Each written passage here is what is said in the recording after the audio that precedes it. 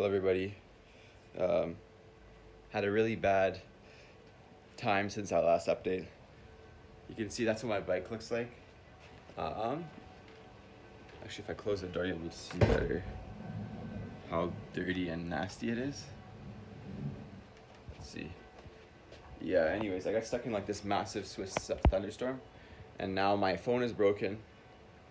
So I'm recording this on an iPhone 8, which doesn't have like anything pretty much. It's like very lobotomized compared to new iPhones, but I just bought this for more than what it's worth from the hotel, the hostel person, like the person I was staying in the hostel, and it's been like 2 days since my last video because yesterday, since it was Sunday, the day my bike broke, or like the day after my bike broke, all the stores are closed, so I couldn't actually go anywhere. Yeah, and now I need to just go towards my original objective, but yeah, keep up my high spirits, although like I will not conceal the fact that it's quite devastating that I got stuck in that thunderstorm coming here in the mountains, and then like my phone broke, and then for like an entire day I couldn't do anything, so very unfortunate. And then yeah, it's crazy how much you depend on your phone, so try to have a backup if you are traveling solo. And then you can see like those are my shoes. Anyways, I hope that when I start riding in the good weather that it will go away. Like you can see even the back of my bike helmet, so essentially all of my hair had rocks in it, and also like my entire shirt was just one layer of mud. But I'm gonna stop like complaining and actually get on the way. Alright guys, there you can see that's over Alp Pass, 2,011 meters. And that's the side I came from. And apparently this is a copy of the Rotor Dam lighthouse, I'm not sure why. And then yeah, behind me continues Can you take a picture from us? the way, and I hope it's a descent, so yeah. Here you guys can see like this really massive lake just after the peak of the pass, and also like gondolas everywhere. I think it's a ski area because I saw like a sign that said ski area when it's winter, of course. And now I'm going in this like really long tunnel. There's like a pretty bad headwind, but now in the tunnel I think it'll be better, so I'm just gonna turn this off and then go through there. Alright guys, I think last time that we spoke I was on the top of the Oberalp Pass, which was 2,000 meters, and now I'm doing the Furka Pass, which is 2,400 meters, and the actual climb is 13 kilometers with 890 meters of elevation gain, and I've already done 9 kilometers, and there are 4 kilometers left. You can see there's the way. Pretty brutal, but it is what it is, and yeah, I really have nothing else to say.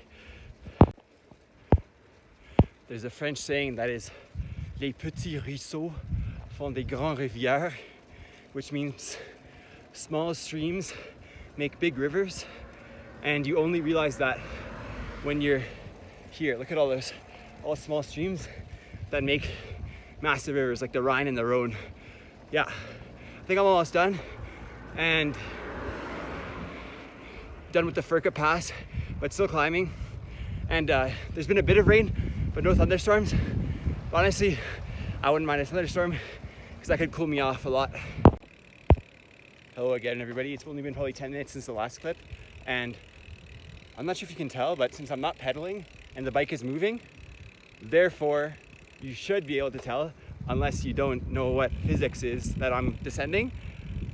Oddly enough, there's a sign that says the Furka Pass is still 15 minutes away. So my assumption is that it's like a small descent, and then there's still maybe like a few 10, 20, 30, like 50 meters to climb.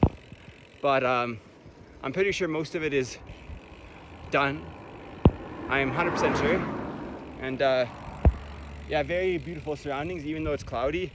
You can see like essentially glaciers and lots of exposed rock, and the Swiss Alps Definitely not as beautiful as the Rocky Mountains in Canada, not even close, but it's still something. Okay guys, so I am now at the sign where it says Furka Pass. Let's see. There it is.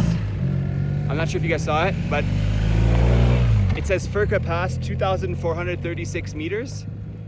What's strange though is that that is definitely not the highest point, because I literally just stopped recording like a minute and then I saw that sign. So I'm not sure why the Furka Pass sign is not there. And yeah, now I'm probably gonna do a descent, and you will unfortunately see none of it because probably like the last descent I'll be like going 80 kilometers an hour. So that's all I'll be focusing on. Yeah. That white sign behind me was a big welcome sign, but it didn't say welcome where. I guess the other side of the Furka Pass. And yeah, I think I'm gonna be descending literally 1,000 meters here, so let's fucking go. And I'll be safe, but obviously going as fast as safely possible. And already you can see the bike is picking up speed. Let's go! All right guys, I decided I wanna at least not deprive you of the view that I'm seeing for a bit before I get too fast. But look at that switchback where I'm gonna descend. That's absolutely insane. Unfortunately, that means I'll have to brake a lot, so won't get all of the kinetic energy back from all of that potential energy, but it's still insane to see those mountains. Like that's insane. I have nothing else to say other than that's insane. All right guys, the descent is done, and I probably went through half of my brakes because there were so many switchbacks and braking points. And I also got stuck behind this Volvo, which was kind of annoying, and couldn't get past it, so it is what it is. But the best news of the day is that now we're on the right side of the river. Not the right side of the river, but in the right direction of the river, because literally this entire trip so far, I'm really thinking, yeah, like this entire trip I've been going upstream because I was going upstream the Rhine up to now. Is there a car behind me? What the hell, this isn't even a road. Okay, whatever. Just let them pass. But okay, they have a trailer too. All right, no more cars. Okay, good. So yeah, I've literally been going up the entire Rhine, and then I got to Andermatt, and then I still had to go up all the way to the Furka Pass. Like the only descent that I've done was a proper descent was down those two descents. But if we talk about like across a long distance, this is the first time I'm actually descending. And I think this is the Rhine River, if I'm not the Rhone River, sorry, which goes to the Mediterranean Sea. So yeah, now I think it's probably like 4 p.m. but I'm not sure. Wherever I stop next though, I'll get my Wi-Fi because I don't have any more data, so I need to get Wi-Fi to look the Airbnb based on how far I think I can go. And then that's essentially it. Just got to rip it down this road and get as far as I can. Luckily, there's only one more night that I need to stay in Switzerland. So wherever I stay tonight, afterwards I'll be able to go through Geneva and then get to Lyon, which is in France. And I'm very happy about that because I have not at all enjoyed staying in Switzerland. And this is 100% due to the fact that, here, let me switch hands because my hands are getting tired. It's 100% because of the fact that my phone broke and I had like nothing to do like on a Sunday because everything here is closed on Sundays.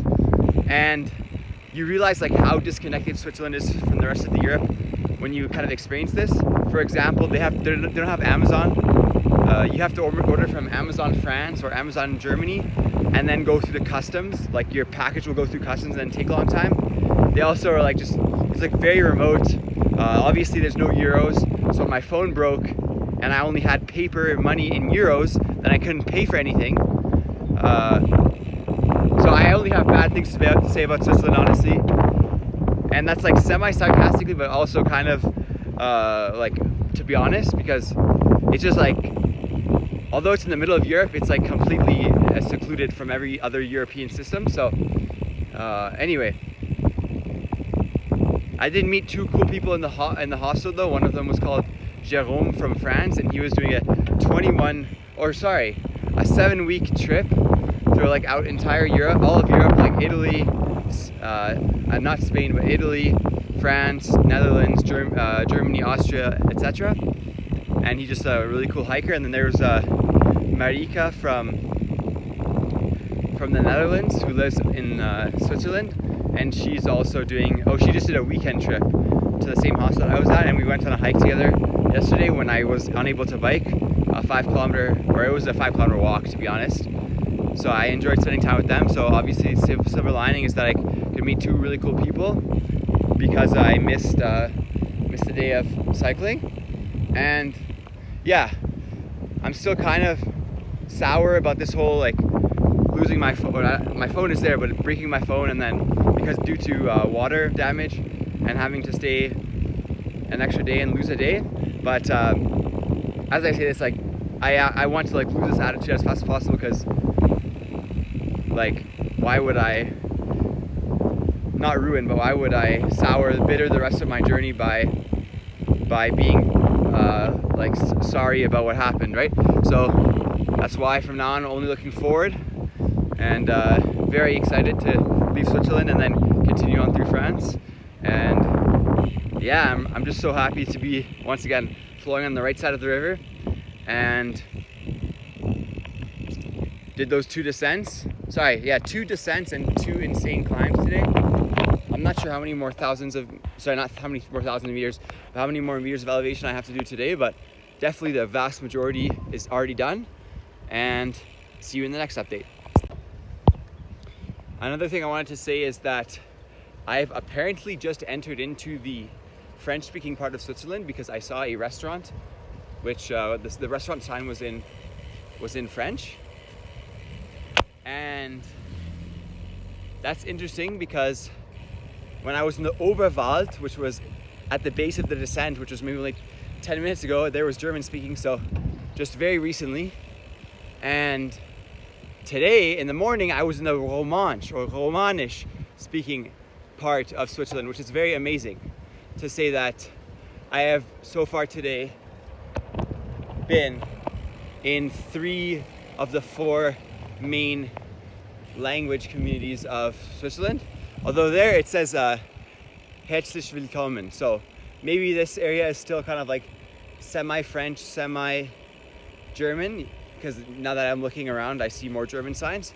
But my most preferred place to be was, well, not preferred, but I was so shocked that this trip passed through the Romansh speaking part of Switzerland. I just didn't even think to check when I planned this journey, and mainly because it's just such a small part of the country. I didn't think that would pass through there. But yeah, I was there yesterday and heard people speaking Romanish.